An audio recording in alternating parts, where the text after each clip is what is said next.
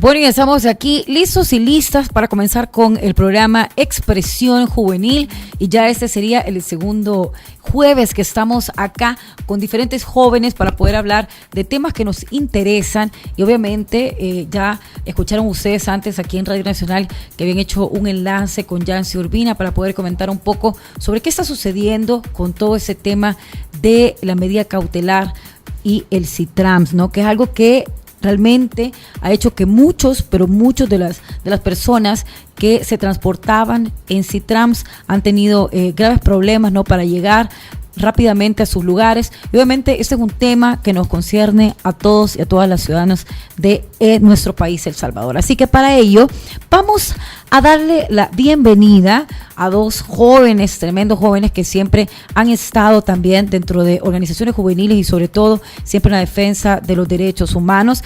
Le vamos a dar la bienvenida a Ramiro Navas de Organizaciones Juveniles. ¿Qué tal, Ramiro? Buenas tardes a todas las personas que escuchan Radio Nacional. Buenas tardes, Jennifer y Alejandra. La verdad es que es un placer estar acá discutiendo y analizando este tema tan importante que es el CITRAMS. Y también, bueno, Alejandra Burgos, activista feminista y también defensora de los derechos humanos. ¿Qué tal? ¿Cómo estás, Alejandra? Muy bien, muy contenta de estar con ustedes compartiendo, Jenny y Ramiro, para hablar de este tema tan importante. Bueno, ahora quizás vamos a hacer un breve recorrido por cuándo fue que nos enteramos nosotros de la noticia de que la Sala de lo Constitucional de repente vino y decretó y dijo, tenemos esta medida, ¿no?, la medida cautelar, que al parecer la medida cautelar viene por dos vías, y aquí en este caso ellos ven a bien agregar un tercer ítem que habla sobre poder, digamos, beneficiar, o cuando algo afecta a varios ciudadanos, se pone esta tercera medida cautelar. ¿Qué piensan ustedes sobre esta noticia, no?, que nos enteramos el martes, creo yo que fue el día que ya nos despertamos también con esta noticia que de alguna manera frena un avance en el transporte público que por primera vez se había visto aquí en nuestro país? Bueno, como tú lo has dicho, Jennifer, la verdad es que es una medida que afecta bastante a la población. Estamos hablando, según cifras oficiales, de que hay alrededor de 45,000 personas que están usando el sistema de transporte del CITRAMS, y esta medida, que son medidas cautelares que ha decretado la Sala de lo Constitucional, genera un vacío y una afectación directa a todas estas personas que ocupan este sistema de transporte. Que sobre este tema quizás hay dos perspectivas del análisis que se pueden hacer. La primera es una perspectiva meramente jurídica, que tiene que ver con este proceso que desde el año 2015 ha estado llevando la Sala de lo Constitucional a petición de algunos ciudadanos representantes de los sectores transportistas privados, y que han solicitado que se declare inconstitucional algunos preceptos que ellos lo solicitaron que fuera del reglamento de la ley de transporte, y que incluso la sala después modificó y empezó a poner en cuestionamiento constitucional principios de otra ley, ¿no? Entonces, todo este proceso ha venido desde 2015. De hecho, la sala ya se había pronunciado 2 veces sobre el tema y no había declarado medidas cautelares. En esta oportunidad sí procedió a hacer estas medidas, ¿no? Ese es como el análisis jurídico en el que podemos ahondar más. Pero luego está el análisis social, el análisis humano sobre este tema del CITRAMS, y que obviamente, como lo hemos dicho, genera implicaciones en la vida de miles de personas trabajadoras, de estudiantes, en la economía del país, pero además siendo un precedente muy delicado sobre cómo se administra justicia en nuestro país y sobre cómo los derechos del colectivo, como bien dice la sentencia, se ponen en detrimento por encima de los intereses de grupos particulares. Alejandra. Sí, efectivamente creo que hay que hacer estos dos análisis que decía Aníbal. Este día en el periódico Colatino ha salido publicado un artículo de un compañero filósofo, Carlos Hernández, y él habla de la sala de la perversidad para referirse a la Sala de lo Constitucional. Y efectivamente creo que ya, como lo ha dicho también un sociólogo brasileño, hay una judicialización de la política y una politización de lo jurídico. Exacto. Y en ese sentido creo que esto que ha hecho la sala precisamente apunta a ello. Apunta a un hecho que pareciera que es resolver y tomar una medida jurídica para digamos, solventar un problema, pero lo que vemos es que en la vida concreta de la ciudadanía salvadoreña esto tiene una serie de consecuencias. Y yo quisiera referirme precisamente a, y parte de lo que decía este artículo del Colatino iba por esa línea, ¿no? ¿Quiénes celebran esta medida cautelar? Y efectivamente la categoría medida cautelar es una medida que se toma en un sentido extremo para preservar un derecho que está siendo vulnerado. Y en este sentido me parece que es bastante complicado, ¿verdad? Bastante complejo que la Sala de lo Constitucional emita una medida cautelar para un hecho que no está tutelando el bien jurídico de una ciudadanía que esté en un problema de vulneración de derechos, porque al final quien está celebrando esta medida cautelar no es la ciudadanía que hace uso de este nuevo carril, ¿verdad?, que se ha habilitado, que estaba de uso exclusivo para el Citrans, y de hecho creo que también raya un poco en una involución, ¿verdad?, porque creo que el Citrans a lo que venía era a solventar una realidad que es la movilización de la ciudadanía que se moviliza del oriente de San Salvador hacia la zona del Salvador del mundo.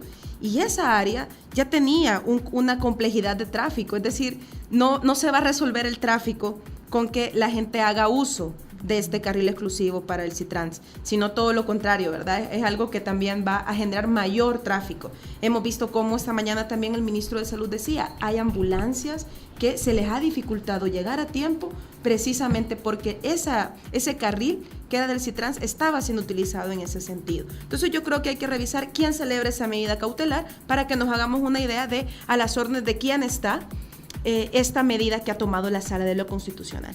La Sala de lo Constitucional ha tomado esta medida, bueno, que esta medida cautelar fue firmada por los magistrados Florentín Meléndez, Belarmino Jaime, Cindy Blanco y Rodolfo González, y bueno, José Oscar Armando Pineda manifestó que concurría con su voto a formar parte de esta resolución, excepto en lo relativo a la adopción de la medida cautelar. Hablemos un poco sobre también cuál ha sido acá, digamos, el gobierno, ¿no? ¿Cuál es el deber político y jurídico que tenía también el gobierno por el cual han colocado esta medida cautelar? Bueno, al analizar la sentencia que decreta las medidas cautelares, se puede observar cómo el presidente de la República, a través de sus personas apoderadas legales, emitió su pronunciamiento con respecto a la información que fue solicitada, en el cual declara con bastante claridad cuáles son los elementos que determinan y que condicionan que 4 de los 5 magistrados de la Sala de lo Constitucional están manifestándose y están dando seguimiento a este caso, que tiene una perspectiva claramente tendenciosa con respecto a la parte demandante. Dicho sea de paso, pues parte demandante que incluso ahora en redes sociales podemos ver que el cuestionamiento que se está generando por su vinculación directa con las empresas de transporte privado, ¿no?, pero además con uno de los principales partidos políticos de oposición.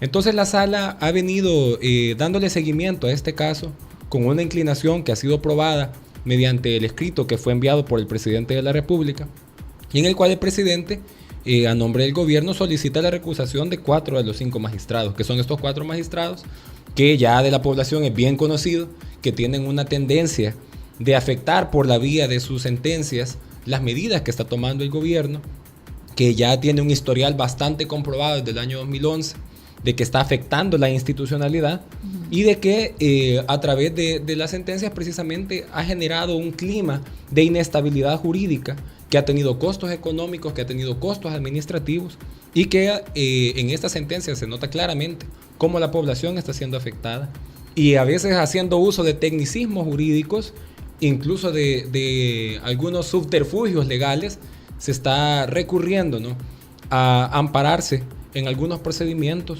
para poder afectar los procesos de la población. En ese sentido, bueno, el presidente y parte del gabinete de gobierno, el ministro de Obras Públicas, el viceministro de Transporte, emitieron un pronunciamiento esta mañana en el que hay que destacar cómo el presidente de la República, pese a haber manifestado su inconformidad con la sentencia y con el manejo que le está dando la Sala de lo Constitucional a este procedimiento, dijo, bueno, vamos a respetar porque esta es la institucionalidad, porque esta es una democracia, se va a respetar las medidas cautelares que fueron decretadas, se tomarán las medidas que la Sala emitió con el tema de los horarios escalonados, etcétera, y además se procurará insistir en que la Sala de lo Constitucional deba retroceder pues en esta acción que está afectando a la ciudadanía, ¿no? El ministro de Obras Públicas, el viceministro de Transporte, el director de la Policía, ya dejaron bastante clara cuál es la posición del gobierno, las medidas que se van a tomar, pero más allá, digamos, de la responsabilidad que tenga el gobierno, es importante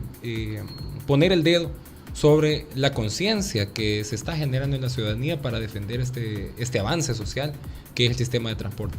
Ahora, como dijimos, íbamos a hacer el análisis social también, el análisis legal, porque creo que es importante también meternos un poco sobre la medida cautelar. Muchas de las personas de repente no entendemos qué es una medida cautelar o por lo menos en qué consiste, y sobre todo porque el tercer ítem, que bueno, los dos ítems primeros son en latín y no recuerdo el nombre, y definitivamente creo que aquí muchos abogados podrán recordar o mencionarlo ahorita que lo están escuchando, pero hay un tercer ítem que ellos comentaban que afectando la colectividad, ¿no? Por el uso de esos carriles que eran exclusivos del CITRANS. Pero también vemos que hay otra parte, y esta colectividad también podríamos hacer uso de esta colectividad tomando en cuenta la gente que está afectando, la gente afectada, ¿no? Por no poder tomar el CITRANS como su transporte a diario, y que vemos que ya está afectando. O sea, no teníamos que ver pasar demasiado tiempo para que se reflejara un caos que es el que está pasando. Ya hubo persona atropellada, ya hubo también daño en la infraestructura, ¿no? del CITRANS también.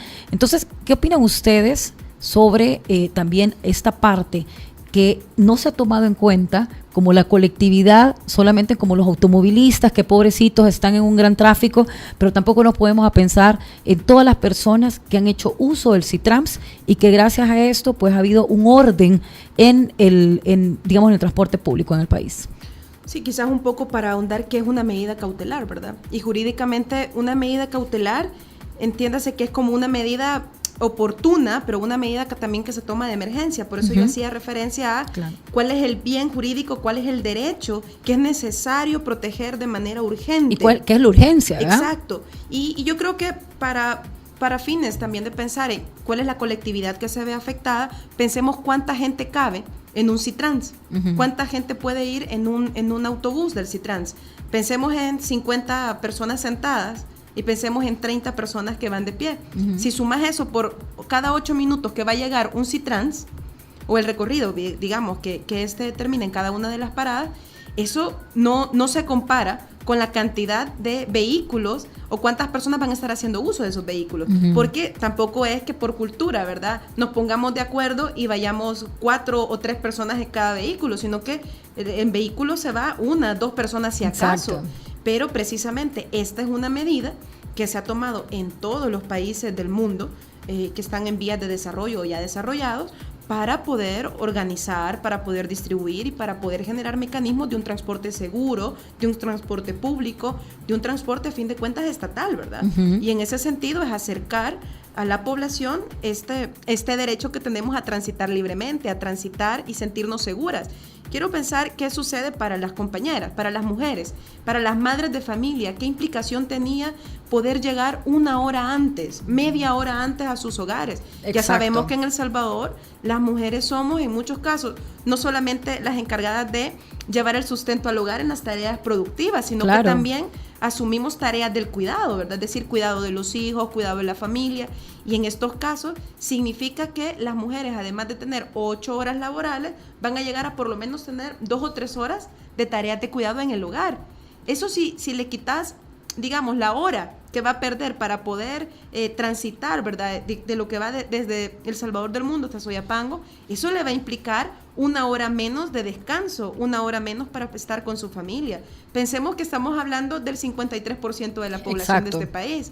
Y yo creo que aquí valdría la pena rescatar un comentario que hizo una académica que también hace comedia, de comedia es. Y ella decía, pensemos qué tiene de parecido el CITRANS con la despenalización del aborto en El Salvador, que solo opinan quienes no van a estar nunca ahí. Exacto. Efectivamente. Y es que fíjate que por eso el comentario de la colectividad, porque al final ves entrevistas en televisión, en medios radiales inclusive, y siempre entrevistan a personas que están en carro y que están aplaudiendo la medida y te dicen, no hombre, ya era hora. Hay un tráfico tremendo que se me hace, claro, pero desde la comodidad del carro, desde el privilegio de poder tener un carro para transportarte y que vas a llegar seguro a tu casa o a tu lugar de destino, vos opinás. Pero realmente, cuando entrevistan o le ponen el micrófono, por ejemplo, y algo que decías vos, Alejandra, a muchas mujeres embarazadas, etcétera, también en Canal Gente Ve, pues en las redes sociales se subió un video de una persona con discapacidad, no en silla de ruedas, bajándose de Citrams, porque el motorista ayudó a bajarlo a él de Citrams. ¿Cuándo ustedes han visto que en un transporte, en el bus, alguien se detiene para ayudar a alguien con discapacidad a bajar, o que tengan además la infraestructura adecuada para que eso suceda? Eso no pasa. Entonces, esas minorías, bueno, entre comillas, minorías, no han sido tampoco, no se han manifestado o no se les ha dado el espacio para manifestarse. Como vos decís, opina el que anda en carro. Y como el que anda en carro dice, es el que aparece en pantalla, la gente dice, sí, claro, es que se hace un tráfico y pobrecitos nosotros los que andamos en carro, porque estamos aquí horas haciendo, no. Entonces, ¿qué piensan ustedes también en esta parte social de el impacto verdadero, desde el análisis que vos también estás haciendo, Alejandra, el impacto a la población salvadoreña, que la mayoría se transporta, o sea, se mueve en buses o en el Citrams? Bueno, me llamó la atención bastante un comentario que leí en redes sociales de un periodista de un medio de comunicación que por lo general también ha estado, digamos, algo en contra de las políticas del gobierno. Y este periodista decía, en El Salvador, en un país como este, resulta hasta inconcebible pensar que la gente trabajadora, incluso la gente pobre, llegue antes a su destino que las personas de clase media que tienen un vehículo. Uh-huh. Y la sala se encargó de corregir la anomalía, dice este periodista. La verdad es que en este sistema de transporte, que eso además es un sistema, para las personas que nos escuchan tienen que comprender eso. Hay muchos países avanzados en el mundo que tienen este sistema llamado BRT, sí, que es un modelo de transporte urbano. Entonces, correcto, es de transporte rápido. Entonces, ¿qué es lo que está ocurriendo acá? Que las personas que hacen uso de este servicio, mujeres, personas jóvenes, estudiantes, trabajadoras, uh-huh, que tienen que moverse de las principales ciudades del área metropolitana de San Salvador, las personas que son usuarios de este beneficio, según esta sentencia de la Sala de lo Constitucional, están siendo vistas como minoría. Uh-huh. Como minoría en función de su cantidad y no en función del estado, del balance entre los derechos generados. Ellos hablan de la colectividad y entienden la colectividad, por ejemplo, como el todo. Una premisa simple sería, miren, como hay trabazón para los de un lado, que haya trabazón para los del otro, que haya trabazón, uh-huh, para todos. Entonces, en lugar de resguardar el derecho de la colectividad y de priorizar a los grupos poblacionales cuyos derechos están históricamente marginados, ya como los de la clase trabajadora, en lugar de preservar ese interés para el colectivo, se está afectando los derechos de todos estos grupos, ¿no? Y además, hay una cuestión bien importante que hay que dejarla sentada. Y es que el manejo de la información es muy delicado en estos temas. La opinión que se ha generado al respecto de esta temática es importante, ¿no? Discutirla. Y esto es lo que quiero decir. No todas las personas, y la mayoría de las personas, no poseen un vehículo.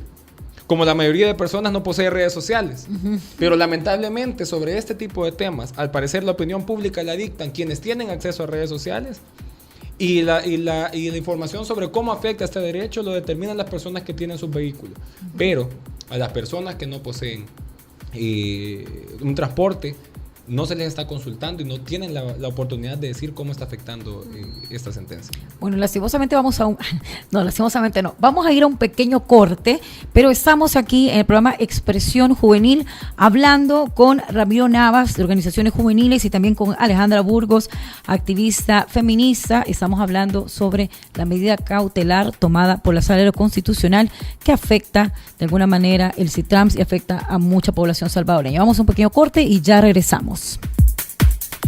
Bueno, estamos de regreso acá en Expresión Juvenil y me acompañan Ramiro Navas de Organizaciones Juveniles y también Alejandra Burgos, activista feminista y también defensora de los derechos humanos. Yo soy Jennifer Velázquez, también de Canal Gente Ve, y estamos ahorita haciendo este análisis, ¿no? Estamos hablando sobre el Citrams, algo muy importante que con ustedes y se había planteado así, vos lo habías planteado, Ramiro, de un inicio, hacer esa parte legal que creo que ya la pudimos comentar un poco y la Alejandra nos estuvo haciendo, digamos, por ahí recordando, ¿no? Un recording sobre qué era una medida cautelar, pero también en la parte social. Hay algo aquí que creo que también se debe medir. En muchas de las entrevistas durante la mañana tuve la oportunidad de escuchar algunas en la radio, ¿no? Mientras me transportaba. El escuchar a Genaro, por ejemplo, que ha tenido el transporte público durante años y que ahorita se han puesto, ¿no? Está en una posición de, no, el transporte que nosotros hacemos dentro de la legalidad, pero ¿no creen ustedes que el transporte definitivamente se vio afectado con el Citrams, ya que obviamente ofrecía no solamente un transporte más rápido, sino la seguridad, que creo que es un punto muy interesante de por qué mucha gente prefería subirse al Citrams que transportarse en un bus a diario? Bueno, yo creo que efectivamente la ciudadanía y digamos las mujeres, los hombres salvadoreños, salvadoreñas, merecemos un transporte seguro, merecemos un transporte de calidad, merecemos sentirnos tranquilas cuando viajamos, cuando caminamos. Y en ese sentido creo que el Citrans era justamente una medida para abordar esta situación. Yo creo que efectivamente los transportistas de los transportes, digamos, cotidianos, como la Ruta 29 que has mencionado, ¿verdad? En ese sentido, son transportes que yo no recuerdo realmente si en algún momento he visto un transporte que se adecue a la realidad y a la dimensión de calidad que la población necesita. O sea, tampoco hemos visto que históricamente, recuerdo ya hace ya varios años, ¿verdad? Que había como todo un debate sobre el tema de los subsidios. ¿Cuánto recibe de subsidio cada uno de estos transportes? Y en muchos casos, ¿cuántos de estos transportes cumplen o no cumplen con las medidas de calidad para poder circular? Exacto. Muchos de estos buses, de los que están, digamos, vos has mencionado los nombres, ¿verdad?, de algunos transportistas, ¿cuántos de estos autobuses cumplen con esas medidas y criterios de calidad para recibir ese subsidio, para prestar un servicio de calidad para la ciudadanía? Creo que muy pocos. Y en ese sentido, efectivamente, cuando hablamos de un transporte seguro, cuando hablamos de un transporte ágil, de un transporte rápido, eso es lo que la población salvadoreña se merece. Yo realmente cuando empecé a ver a la gente esperando, haciendo fila para tomar su bus, aquí por el lado de la Constitución, yo me alegré y dije, puchica, ¿cómo estamos avanzando? Haciendo fila, en Haciendo orden, fila, en orden. de manera respetuosa, sabiendo de que si no te logras subir a este, va a venir el siguiente dentro de 8 minutos y lo vas a poder usar. No, y que si vos llegaste, no tenías que de un solo aventarte al bus para poder entrar, sino hay fila. Claro. O sea, se respeta el orden de llegada, que sí, eso es algo, un avance en educación cultural. Digo, claro, era país. Progreso. Exacto. Era justamente eso. Y yo creo también que es importante pensar en qué momento estamos, porque esto se da en una coyuntura electoral. Claro. ¿Qué habría pasado si el Citrans no lo hubiese promovido, no se hubiese dado, no se hubiese llegado a concretar con un gobierno del FMLN? ¿Habría pasado lo mismo? ¿Estarían discutiendo desde la sala de lo constitucional una medida tomada por Arena, por ejemplo? Claro. ¿Estaríamos discutiendo sobre esto? ¿Habría un cuestionamiento a que es una empresa privada la que está administrando el recurso? No creo que lo habría. O sea, creo que efectivamente eso se da en un contexto preelectoral y es algo que no podemos dejar de ver. Y eso es bien importante lo que dijiste, fíjate, porque precisamente es lo que yo escuchaba en la mañana de Genaro precisamente, y era como que se habían... no sé, como se habían molestado a la bestia, pero utilizaron una frase, digamos, refiriéndose al gobierno, diciendo que quizás el gobierno merecía este tipo de acciones gracias a que no se pusieron las pilas, digo, a nivel legal. Pero además de eso, y veamos como la medida cautelar es para algo inmediato, algo urgente, ¿realmente esto era urgente hacerlo en este momento? Depende de para quién sea la urgencia. Como ha dicho Alejandra, estamos en una coyuntura preelectoral y no es una coyuntura preelectoral simple, ¿no? Es bastante complejo porque nos avecinamos a las elecciones donde se va a configurar, ¿no?, la siguiente Asamblea Legislativa en el 2018 y luego la de la presidencia en el 2019. Entonces, obviamente, si hay grupos de poder que tienen intereses que de carácter inmediato van a estar en vilo, digamos, en las elecciones, obviamente hay un sentido de urgencia. Ahora, para la población, en todo caso, lo que es urgente y no para ahorita, sino que ha sido históricamente urgente, es que las instituciones, que el Estado, que el sector privado se ponga a disposición y en función de garantizar sus derechos que han sido negados y que además sistemáticamente se ha retirado, digamos, la participación de las personas involucradas y se le ha delegado a quienes se han autodenominado como voceros o voceras de esa verdad. Yo, la verdad, como persona joven, ciudadana de este país, me parece que los representantes de los gremios del transporte privado, ¿no? El transporte público, que son empresas privadas, sí, claro, carecen de la autoridad moral para venir a determinar por qué el Citrams eso no es un transporte que genera, digamos, condiciones para la ciudadanía. En todo caso, deberían de abstenerse de emitir opiniones y deberían de revisar cuál es el estado de funcionamiento de sus unidades de transporte. Cómo es, por ejemplo, una comparativa nada más de la situación de seguridad. El ministro Gerson Martínez decía ahora en la mañana, no se ha reportado una sola denuncia por un hurto en una unidad del sistema de transporte Citrams. Exacto. Ojalá pudiéramos decir lo mismo de las unidades, de las empresas de estos sectores, ¿no? Obviamente, esto da para un análisis más profundo sobre cómo se imparte la justicia en el país y además sobre cómo los grupos de poder, al ver sus intereses tocados, van a mover obviamente todos los hilos que estén a su alcance. Exacto. Y lamentablemente, hay sectores de la población que son sensibles, que son susceptibles ante estos mensajes. Y aún analizando cómo estas medidas afectan a las mayorías, se vuelven partícipes. Es una minoría, pero hoy lamentable ver fotografías de personas usando el carril exclusivo para el Citrams y estando los otros dos carriles libres completamente vacíos.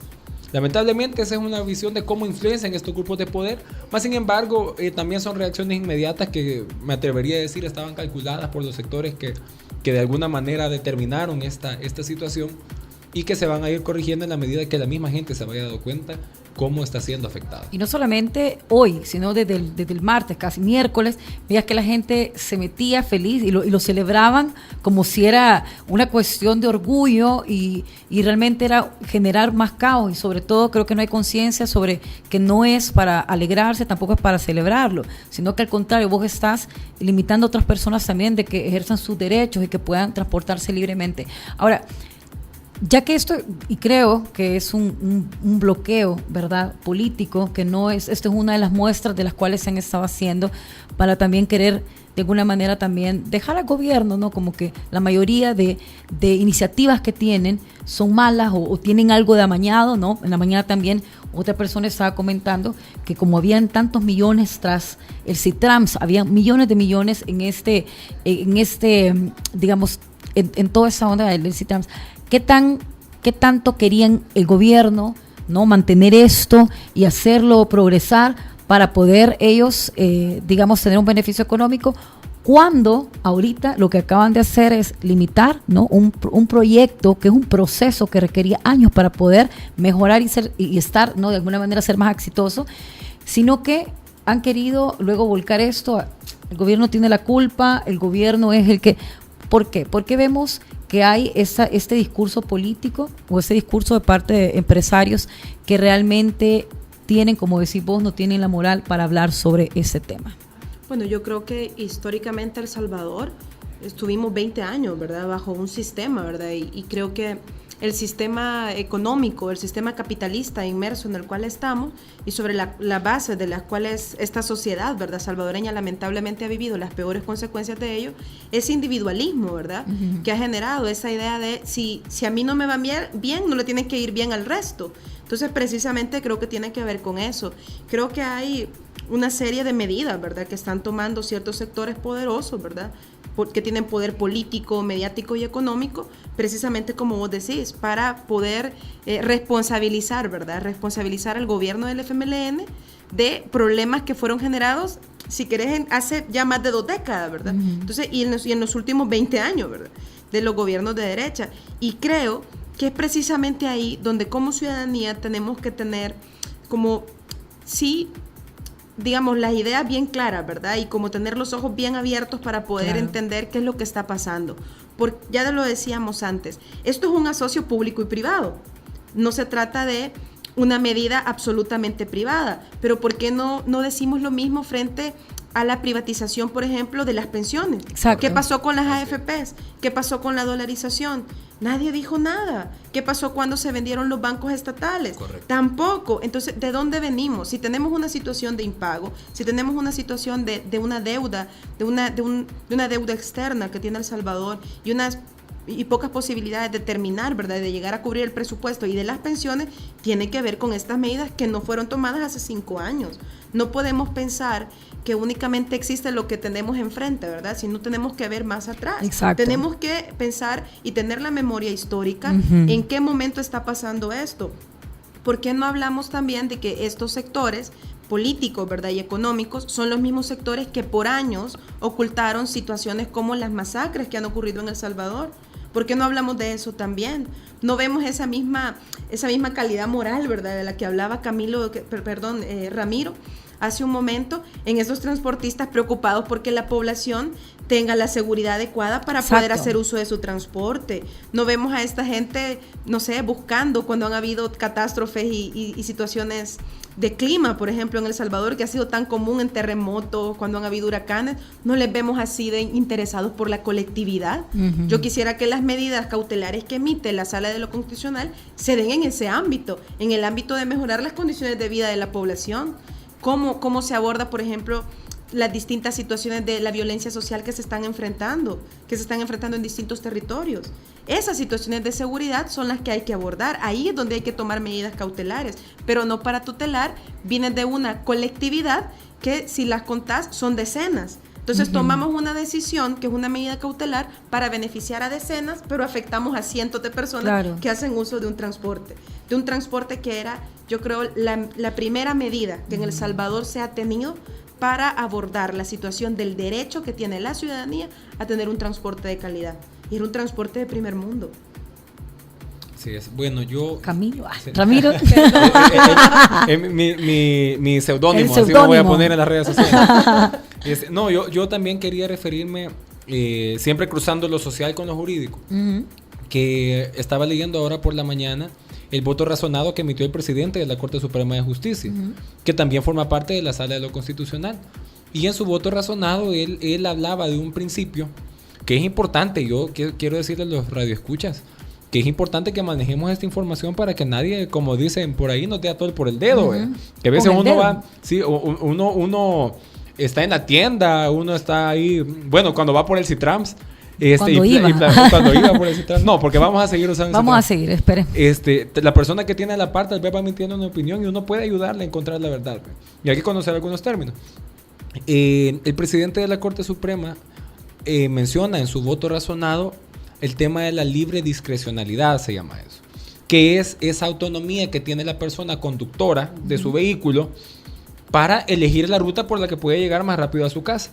Un usuario del transporte público, ya sea del Citrams o de cualquier otra ruta de transporte, no puede decidir hacia dónde se va a conducir ese vehículo automotor, ¿verdad? Porque hay una ruta que está determinada por el Viceministerio de Transporte.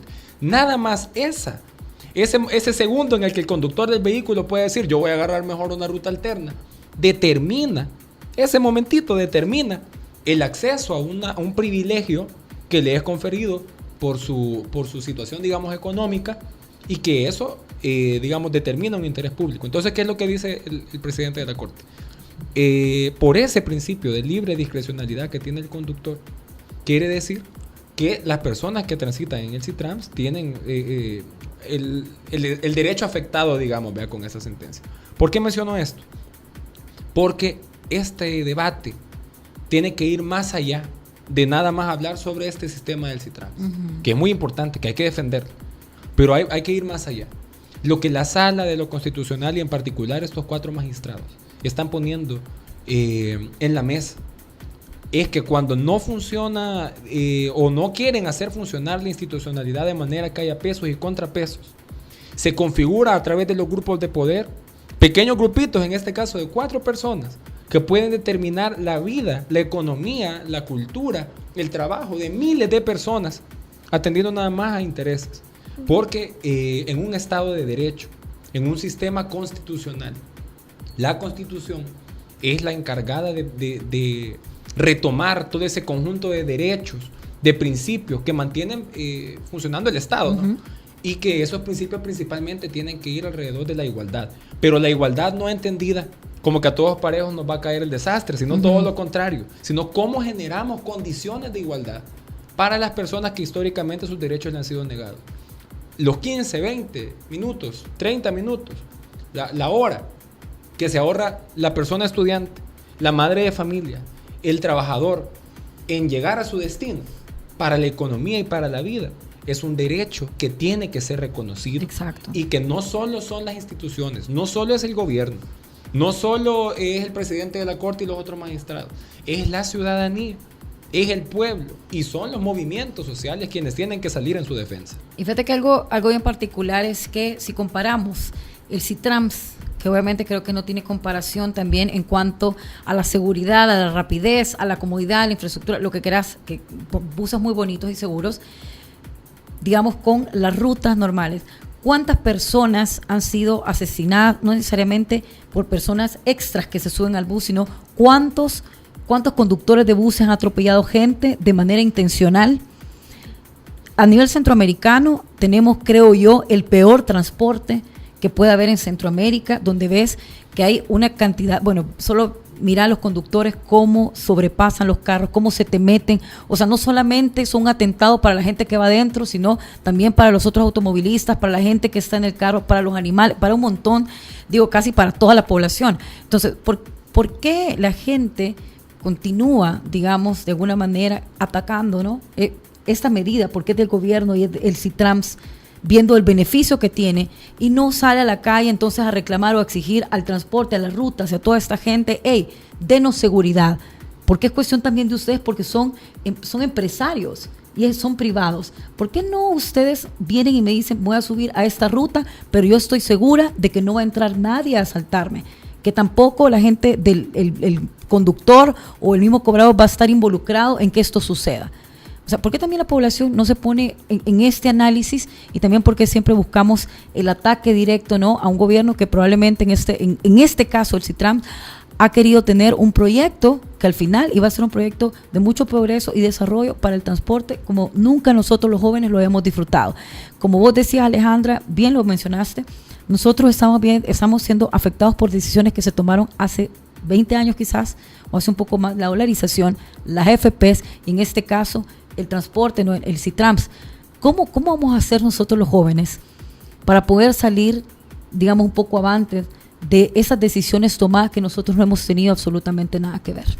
Sí, yo creo que, como decía Ramiro, hay que ir más allá, ¿verdad?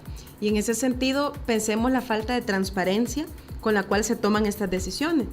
Creo que ahora podamos ver las discusiones de la Asamblea Legislativa en televisión de la Asamblea, que podamos escuchar en la radio cuáles son las discusiones que se están llevando a cabo.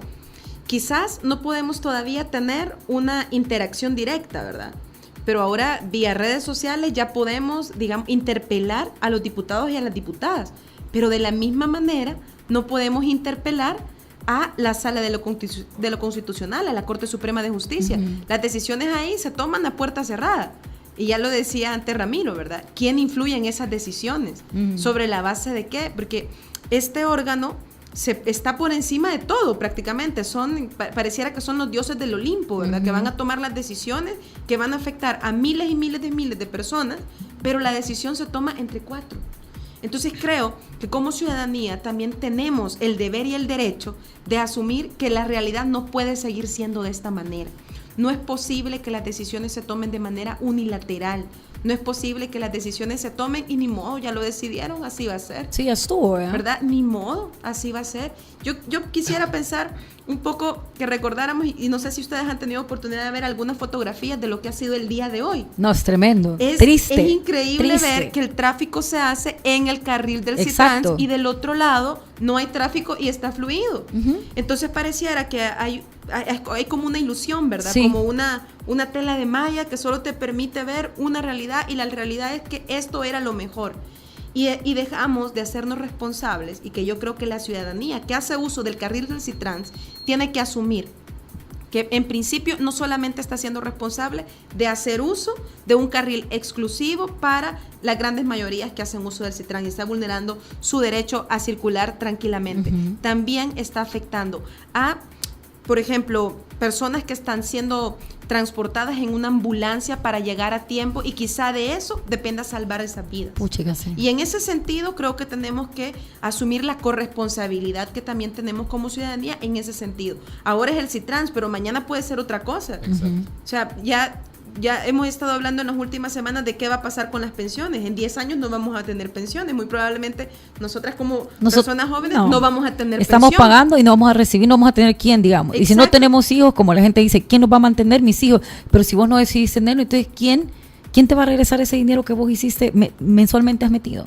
Sí, y creo que hay que tomar otras medidas. Creo que hay que empezar a debatir en los territorios, creo que hay que empezar a construir también alternativas.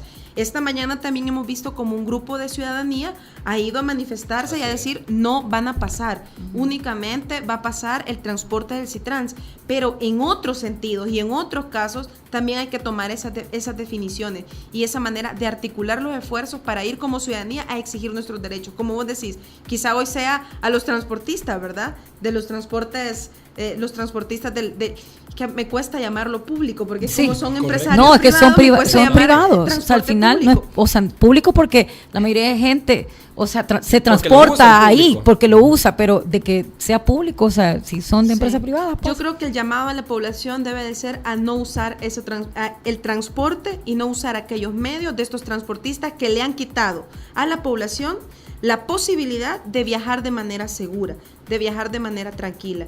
Y eso es lo que va también a movilizar y va a mandar un mensaje de no es posible que estén tomando decisiones unilaterales sin preguntarnos como ciudadanía. Yo creo que deberíamos de empezar a pensar en otra forma de tomar las decisiones. ¿Dónde están los referéndums, por ejemplo? Como por ejemplo en Uruguay, en otros países, que obviamente son países más avanzados, digamos, pero que de algún momento, en algún punto debemos de comenzar nosotros, en El Salvador, a poder tener, digamos, aspirar a tener ese transporte y otros también como salud y etcétera, algo de primer mundo. O sea, yo creo que comparado a otros países hay cosas en las que estamos más avanzados y hay cosas en las que estamos probablemente, como ahorita, no apenas, imagínate, estamos peleando por tener un transporte público decente, ahorita, 2017, y el primer proyecto atinado a eso se ve de alguna manera desmantelado, ¿no? Y se ve frenado por la Sala de lo Constitucional. Así es. Y por transportistas privados. Exacto, porque de ahí ha venido la iniciativa también. Ahora, ¿cuál fuera para ustedes quizás la reflexión final? Porque como bien lo dijiste vos, pensamos en individuales, ¿no? Y quienes de repente opinan, andan en carro. Entonces, obviamente, a mí me va a afectar que hay mucho tráfico. Y, ay, no, qué tanto calor. Y yo 3 horas en el tráfico.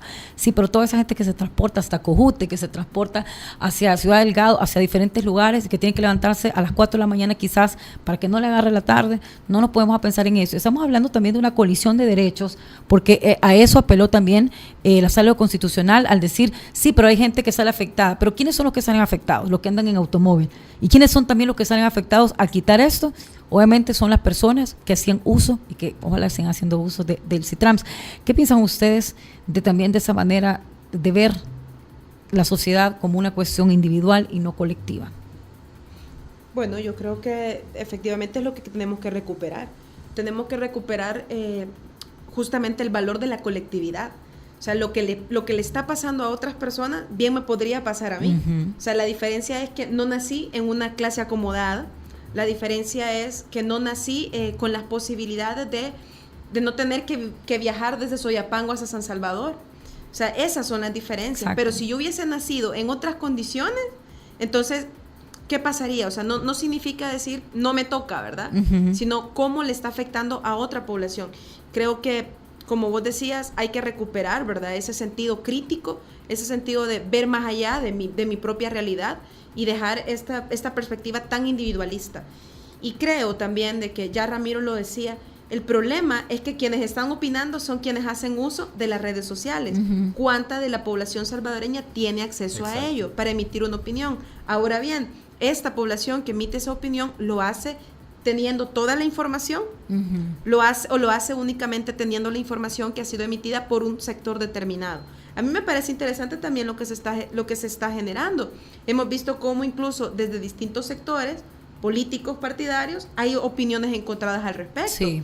Entonces creo que eso es también lo que tenemos que valorar. Va más allá de una ideología partidaria, va más allá de un sector social, va más allá de si participamos o no. Bueno, casi todas somos de la clase trabajadora, ¿verdad? Solamente un 10% de la población tiene el bien de tener un medio de producción, pero en ese sentido creo que eso es lo que tenemos que recuperar, la necesidad de pensar colectivamente cómo le está afectando a otras personas y cómo yo me hago también responsable de esos derechos que son vulnerados y que están siendo afectados por una decisión que han tomado 4 personas. Vamos a dejar que 4 personas sigan tomando decisiones que afectan a miles y miles de salvadoreños y salvadoreñas. Creo que es importante que pensemos en eso.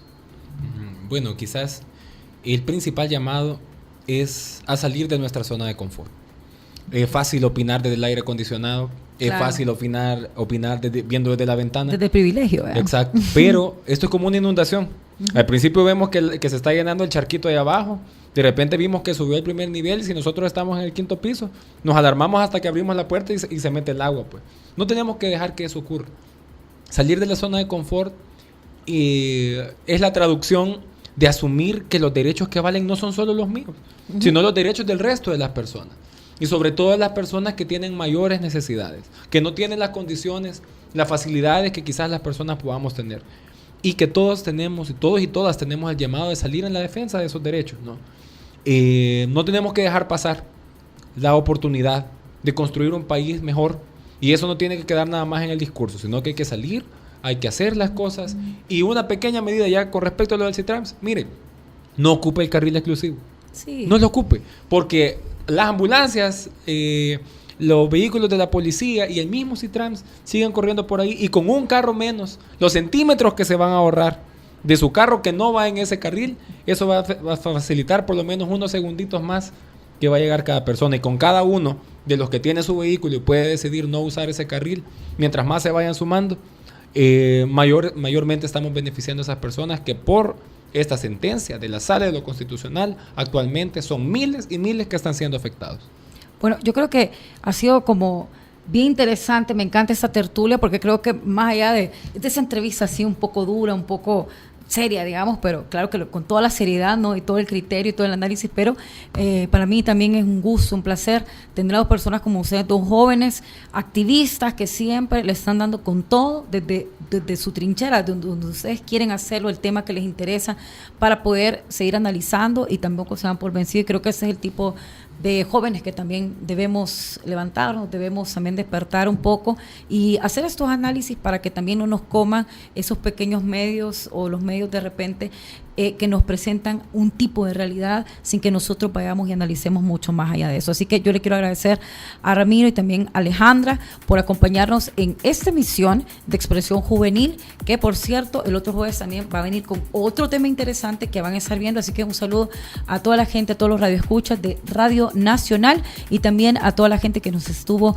sintonizando vía Facebook. Así que muchas gracias, chicos, esperemos que lo vamos a tener en otra ocasión por aquí, por supuesto, para hacer otro análisis, otro tema, y de esta manera nos despedimos y espero que sigan en sintonía de Radio Nacional.